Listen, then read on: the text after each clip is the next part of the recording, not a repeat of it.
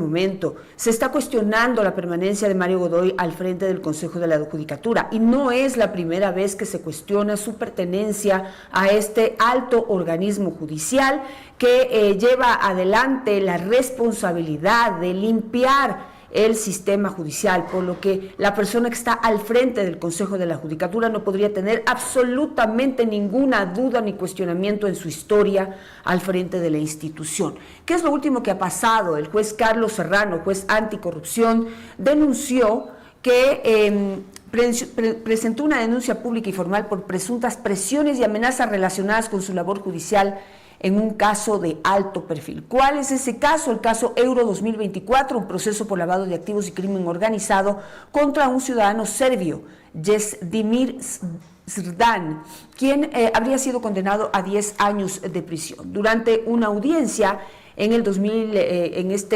noviembre de 2025, Srdan hizo un gesto interpretando como amenaza de muerte frente a Serrano. Lo hizo de esta manera, lo que generó alarma y pedidos de protección para el juez. Conociendo un poco más de detalles de este incidente, de este momento, lo que se conoce es que esto se produjo durante una audiencia que se realizó a través de Zoom y en donde estaban presentes 3 jueces que son los que estaban llevando el caso, es decir, un tribunal, no era un juez único. Sin embargo, el juez Serrano se sintió directamente aludido por esta señal de amenaza y pues a pesar de ello sentenció en contra de este delincuente, él y otro juez, 2 de 3 miembros de este tribunal. Solamente una jueza, y quien entiendo presidía el tribunal, votó a favor de la inocencia de este ciudadano serbio relacionado con casos de delincuencia organizada. Hace falta saber muchas cosas. ¿Por qué el juez Serrano se sintió directamente aludido por esa señal de de este ciudadano serbio? Otro tema, otras 2 cosas que implican una investigación. El juez Serrano aseguró que tras recibir las amenazas le fue retirada la protección policial asignada pese a sus advertencias de riesgo. Quiere decir que el juez Serrano no solamente recibió esa amenaza durante esta audiencia, tal vez había recibido otro tipo de presiones previo a la audiencia o durante el procesamiento de este ciudadano serbio. Eso habría que saber. También denunció el juez Serrano que recibió también una visita o algún tipo de intervención de un alto miembro del Consejo de la Judicatura que le solicitó o que le habría solicitado votar a favor de la inocencia o de la declaración de inocencia de este ciudadano serbio.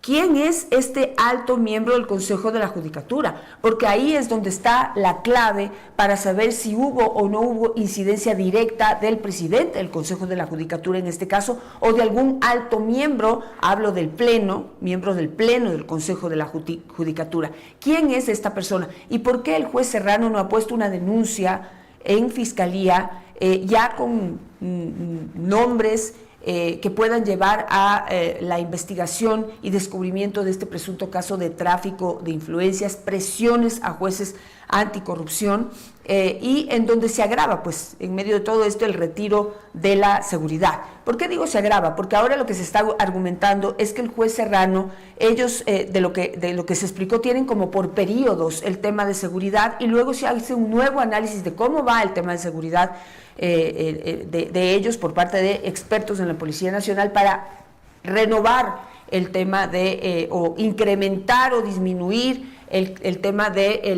el nivel de protección al que están sometidos. Si él estaba llevando este caso, ya había recibido amenazas previas, recibe esta amenaza en medio de este análisis que habría estado haciendo la policía y una vez recibe esta amenaza directa de este ciudadano, ¿por qué le retiran la seguridad? Es un tema de coincidencias, pero ¿cómo le retiran la seguridad a un juez que permanentemente está sometido a casos que pueden poner en riesgo su seguridad? ¿Cómo se hacen estas evaluaciones y cómo dejan que este escándalo se desempeñe o se desarrolle de esta manera? En este momento también habría que saber qué es lo que va a pasar con Mario Godoy, ¿sí? Cuando hay que ser y parecer.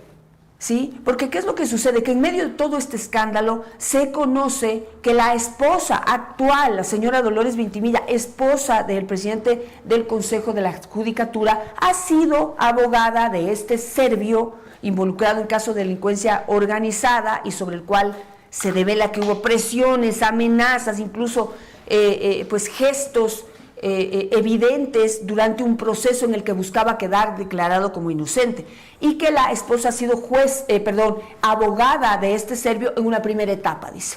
La señora dice que ha renunciado al caso una vez el señor Mario Godoy, o una vez se casó con Mario Godoy. Yo no sé si eso sirva para justificar finalmente para librar de esta mala sensación, es que no sé cómo definirla, este sentimiento de desconfianza, de sospecha que hay alrededor de todo este caso, cuando pues realmente las piezas que se ponen sobre la mesa causan eso, causan duda, causan desconfianza, que creo que es la palabra precisa, causan desconfianza sobre la actuación que puede tener el Consejo de la Judicatura al mando de Mario Godoy, cuando su esposa era abogada de este señor y cuando ahora se está hablando de que desde el Consejo de la Judicatura hay un alto miembro, o presuntamente habría contactado con el juez Serrano para presionarlo a que vote por la inocencia de este serbio, que, oh coincidencia, había sido cliente de la actual esposa del presidente del Consejo de la Judicatura. Es que las piezas como están generan mucha desconfianza, y por eso es que se ha hablado de que Mario Godoy, para poder dar paso a una libre investigación de este gravísimo caso que ha causado la renuncia de un juez anticorrupción, para dejar libre la investigación, debería dar un paso al costado. O sea, es por decencia, ¿sí? Es por respeto a la institución, es por consideración a la afectación que este tipo de dudas y de hechos que generan desconfianza afectan la institucionalidad del Consejo de la Judicatura y de la justicia en general. ¿Sí? Es que no debe haber la más mínima duda, ni en el pasado ni en el presente, del historial de Mario Godoy. Ahora, si vamos a la historia de Mario Godoy, esta no es la primera vez que se le relaciona directa o indirectamente con clientes que tienen que ver con narcotráfico. Ya podemos recordar en la primera instancia, cuando la primera vez que Mario Godoy quiso pertenecer al Consejo de la Judicatura, se reveló que él había sido abogado de sus cuñados. ¿Y sus cuñados en qué estuvieron involucrados? En un caso de narcotráfico. Ahora, ¿qué resulta? Que durante su reelección a la presidencia del Consejo de la Judicatura, hubo 5 impugnaciones en contra de él que no fueron procesadas por el Consejo de Participación Ciudadana. Hoy eso, que en su momento se dieron las justificaciones del caso, hoy esto vuelve a la palestra, porque se les advirtió, el personaje genera desconfianza. Ojo con eso, y el Consejo de la Judicatura necesita tener al frente a alguien impoluto, que no tenga absolutamente nada en su historial, ni alrededor de él. ¿Qué sucede ahora? Que le han elegido presidente del Consejo de la Judicatura cuando su esposa era también abogada de un narco. Los narcos también tienen derecho a tener sus abogados, yo no digo que no. Pero si tú decides, mi punto de vista, si tú decides ser abogado de un narco, aléjate de las instituciones en donde en algún momento tienes que tener una trayectoria impoluta y que no genere ninguna duda, ¿sí? Aléjate de esas instituciones y no quieras presidirlas. Y de ahí, pues, si quieres ser abogado de narcos, de violadores, de estafadores, de lo que sea, tienen derecho, y tú tienes como abogado derecho a ser profesionalmente, darles esa asistencia a estos personajes. Pero si quieres construir tu carrera en base a ese tipo de casos y clientes, no aspires a la máxima a la presidencia de uno de los máximos órganos e instituciones de la justicia en el país, porque ahí se necesita tener a alguien impoluto, alguien que no tenga ningún tipo de cuestionamiento, alguien que tenga todo el talante y que no se genere absolutamente ninguna duda sobre las decisiones que pueda tomar la justicia a favor o en contra de un delincuente, ¿sí? Porque como Consejo de la Judicatura luego te toca ir a ver y ir a analizar cómo actuó ese juez para ver si merece una sanción disciplinaria, porque tu obligación como presidente del Consejo de la Judicatura es limpiar la justicia, labor que hasta el momento, pues cosa que se le ha cuestionado también a Mario Godoy, no ha hecho, ¿sí? Desde que Mario Godoy está de presidente del Consejo de la Judicatura y ofreció destrabar las cosas a la interna del Consejo de la Judicatura que venía en manos de delincuentes desde tiempo atrás, hablemos de lo que pasó con Wilman Terán, ¿sí? Su labor era limpiar lo que ensució Wilman Terán y no dejar las cosas así, ¿sí? Y que no haya depuración en la justicia. Entonces, vuelvo, por decencia, por respeto a la institución, por respeto a los ecuatorianos que exigimos recuperar la confianza en la justicia, debería dar un paso al costado, ¿sí? Ahora la Asamblea Nacional ha dicho que lo va a llamar, ojalá no sea para limpiarle, lavarle la cara.